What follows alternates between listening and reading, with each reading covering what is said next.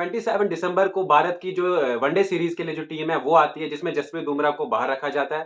3 दिसंबर को उसको इंक्लूड किया जाता है और आज 9 हाँ, 9 दिसंबर को फिर दिसंबर से को बाहर कर बाहर। दिया जाता है। मैं अगर कह रहा हूँ चलिए आप रोहित शर्मा की बात ही मान लेते हैं, हम कुछ अपना यहाँ से एज्यूम करते नहीं है कि मसल पुल ही है। तो अगर आपकी बॉडी अभी इतनी वल्नरेबल है, मतलब आपने इतनी बॉलिंग नहीं की थी नेट्स में कि आप 3 तारीख को जब टीम एनसीए ने आपको क्लीन चिट दी, तो किस बारी दी कि आप 4 दिन बाद गेंदबाजी करते हुए आपको फिर से मसल पुल। हार्दिक पांड्या को इतनी सीरियस इंजरी थी, उन्होंने वापसी की इतनी देर के बाद, एक ही टाइम लॉन्ग ब्रेक लिया, एटलीस्ट पता था। यहाँ पर तो हर दिन उनका कुछ अलग ही नया ड्रामा स्टार्ट हो रहा है। अब मैं चाहता हूँ कि आईपीएल तक भी ये ड्रामा रहे। अगर जो भी है, जो भी उनकी फिटनेस इश्यू है, आईपीएल में मुकेश अंबानी पैसे लगाकर लंदन भेजकर उनको ठीक ना करें। आईपीएल के बाद वो अब 2-3 महीने रेस्ट लें और सीधा वर्ल्ड कप तक ही आएँ। एनसीए से उनको क्लीन चिट मिली। तो एनसीए से क्लीन चिट मिलने के बाद क्या किया उन्होंने नेट्स में कि उनको मसल पुल इतना ज़्यादा आया कि सीरीज़ से बाहर हो गए। आप पहले वनडे से बाहर कर दीजिए, चलो कुछ, आप सीरीज़ से बाहर कर रहे हैं। आपका देखिए न्यूजीलैंड दौरे बुमराह का के कुछ साथ पता नहीं आपने है। जब पहले पिछली सीरीज में भी देखा, जब भी वो फिट होके आए थे उनके साथ ऐसा ही हुआ था। एक एक मैच उन्हें खिला दिया, उसमें उन्होंने 2 ओवर किए थे या 3 ओवर किए थे। उसके बाद अगले मैच से वो बाहर हो गए और आज तक वो दिखे। तो देखिए किसी प्लेयर को टीम में फिट करना है और उसे मौके देने हैं ताकि उसको वर्ल्ड कप में खिला पाए। तो ऐसे टीम नहीं बनती है, ऐसे वर्ल्ड कप नहीं जीते जाते हैं भाई साहब।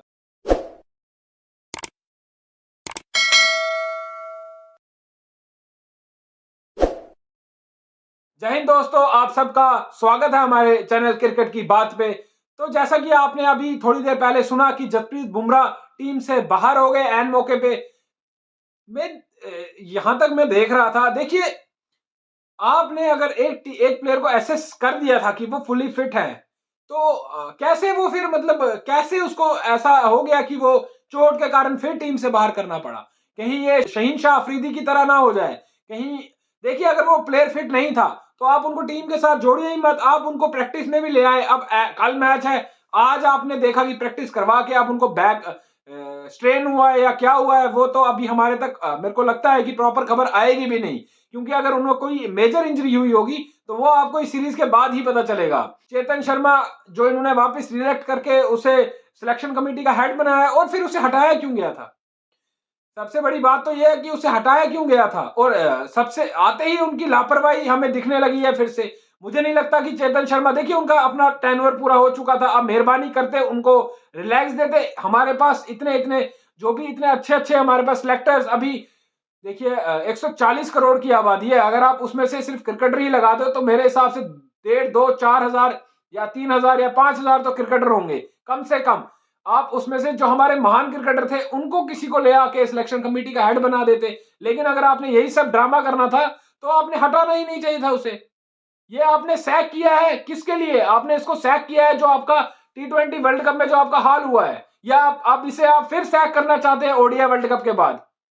तो मेरा ख्याल है ये पहला डिसीजन ये है कि जसप्रीत बुमराह को लाना ये सबसे बड़ा ब्लंडर था इस टाइम पे। देखिए वर्ल्ड कप अब ज्यादा दूर नहीं रहा है, आप ऐसे गेंदबाजों के साथ या ऐसे बल्लेबाजों के साथ आधा अधूरा उनको वापस ले आए। तो जडेजा के साथ भी यही हुआ, तब भी अपने सिलेक्शन कमेटी के चेयरमैन चेतन शर्मा ही थे, तो अभी भी यही हो रहा है। यानी कि उन्हें अभी कोई सेंस, मुझे नहीं लगता उन्हें कोई सेंस है कि हमारा प्लेयर रिहैब में है तो वो कर क्या रहा है, कितना वो फिट है।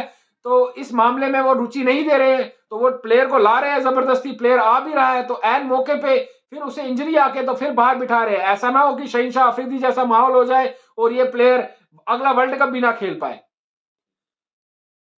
जी हाँ, जो न्यूज़ है इस वक़्त वो यही है कि जसप्रीत बुमराह को 2 दिन पहले बैक में कुछ मसल पुल या स्ट्रेन, आप कुछ भी कह सकते हैं, वैसा है, कुछ ज़्यादा सीरियस, जो रोहित शर्मा ने प्रेस कॉन्फ्रेंस में बताया कि कुछ ज़्यादा सीरियस तो नहीं है, लेकिन देखिए उनको अभी बैक में। सीरियसनेस का कुछ पता नहीं लगेगा। जी, जी। सीरियसनेस आपको मत, आपको ये चीज, ये जो टीम के आपको कप्तान है या कोच है, ये आपको इस सीरीज तक जब ये खत्म होगी तब तक, क्योंकि देखिए अगर अभी ये आपको बता दें कि इसे मेजर कुछ हुआ है तो बवाल, इनको पता है सवाल हम पे जी, उठेंगे। जी, जी। इसीलिए अभी आपको ये नहीं बताएंगे। अभी ये जब मान लीजिए जब मसला ठंडा हो जाएगा फिर आपको ये बताएंगे कि भाई इन्हें कितना क्या इनको डैमेज हुआ है। तो वही मैं कह रहा हूँ कि ये भी खबरें हैं कि न्यूजीलैंड सीरीज से बाहर होने वाले हैं, ये भी खबरें हैं कि पहला टेस्ट भी नहीं खेलने वाले हैं ऑस्ट्रेलिया के खिलाफ। तो खबरें बोलते हैं, फिलहाल जो रोहित शर्मा की तरफ से जो न्यूज़ है कि बैक में पुल आया है, तो एक प्रिकॉशन जो कि पिछले 6-7 महीने से प्रिकॉशन ही चल रहा है।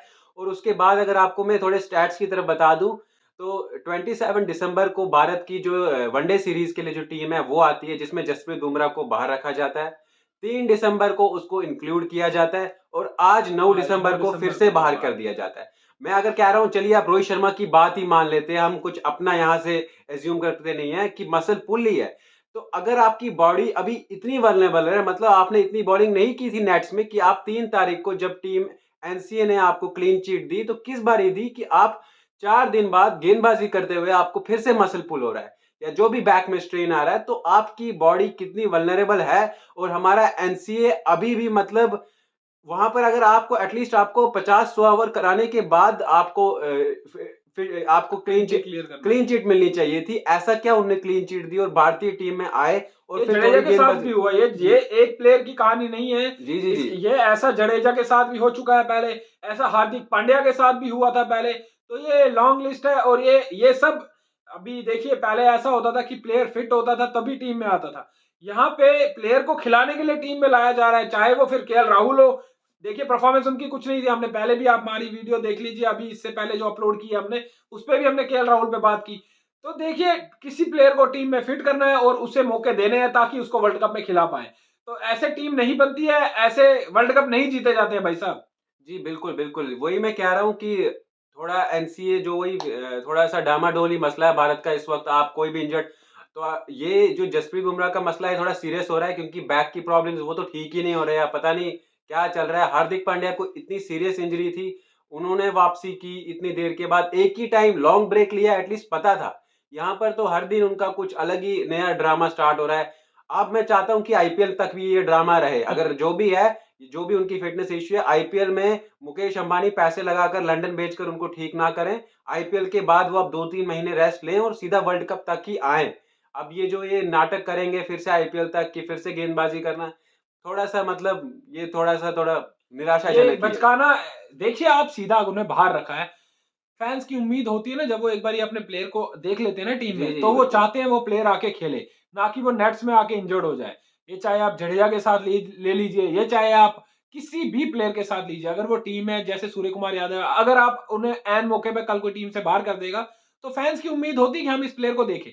तो वैसा ही जब आपने बुमराह को वापस टीम में ऐड किया ना, तो पहले जब वो बाहर थे तब कोई दिक्कत नहीं थी हमें। आप उन्हें 3 हफ्ते, एक मैं कह रहा हूँ, आप उन्हें 2 महीने और रेस्ट दे देते, कोई दिक्कत नहीं थी। आपने टीम में ऐड किया, फैंस की उम्मीदें बढ़ाई, आपने या तो सीरीज को हाइप करने के लिए ऐसा करते हो, तो ये अलग बात है। लेकिन जब फैंस की उम्मीद बढ़ जाती है ना, तो फिर वो चाहता है कि उसका प्लेयर टीम में दिखे। फैंस, अगर हम फैंस हैं तो, या कोई भी फैंस है ऑल ओवर इंडिया या ऑल ओवर वर्ल्ड, तो वो देखना चाहते हैं हमारा फेवरेट प्लेयर खेले। तो आप टीम में ऐड करके, कल मैच है आप उसे बाहर कर रहे हो, तो मेरा ख्याल है ये सोचना पड़ेगा, इस पे विचार करने पड़ेंगे, बोर्ड प्रेसिडेंट को भी सामने आना पड़ेगा। भाई साहब, ये नहीं चलेगा, अगर प्लेयर इंजर्ड है तो आप उसे इंजर्ड रखिए जब तक वो फुली फिट ना हो। इवन कि अगर वो 99 भी है ना, तो आप उन्हें कहिए कि इन्हें 100 करिए, उसके बाद आपको ऐड किया जाएगा। और रही बात चेतन शर्मा की, तो उस पे हम आपसे अगली वीडियो में मिलते हैं। नहीं, नहीं, जाने से पहले मैं एक ही सवाल मेरा यही है, मतलब हमारी जो बात है, मेरी यही बात है कि अगर वो इंजर्ड भी है, उनको मसल पुल आया, तो एनसीए से उनको क्लीन चिट मिली। तो एनसीए से क्लीन चिट मिलने के बाद क्या किया उन्होंने नेट्स में कि उनको मसल पुल इतना ज़्यादा आया कि सीरीज़ से बाहर हो गए। आप पहले वनडे से बाहर कर दीजिए, चलो कुछ, आप सीरीज़ से बाहर कर रहे हैं। आपका देखिए न्यूज़ीलैंड दौरे बुमराह का के कुछ साथ पता नहीं है। आपने जब पहले पिछली सीरीज में भी देखा, जब भी वो फिट होके आए थे, उनके साथ ऐसा ही हुआ था। एक एक मैच उन्हें खिला दिया, उसमें उन्होंने 2 ओवर किए थे या 3 ओवर किए थे। उसके बाद अगले मैच से वो बाहर हो गए और आज तक वो दिखे नहीं। जी, जी, वही तो तो बुमराह के साथ स्पेशली ऐसा ही हो रहा है। शायद वो एमसीए में अपनी फिटनेस को लेके कुछ समझ नहीं आ रहा है। आपको वो फिट डिक्लेयर कर रहे हैं, उसके बाद आप इंजर्ड हो रहे हो, तो मुझे लगता है इस पे क्या बात कर सकते हैं।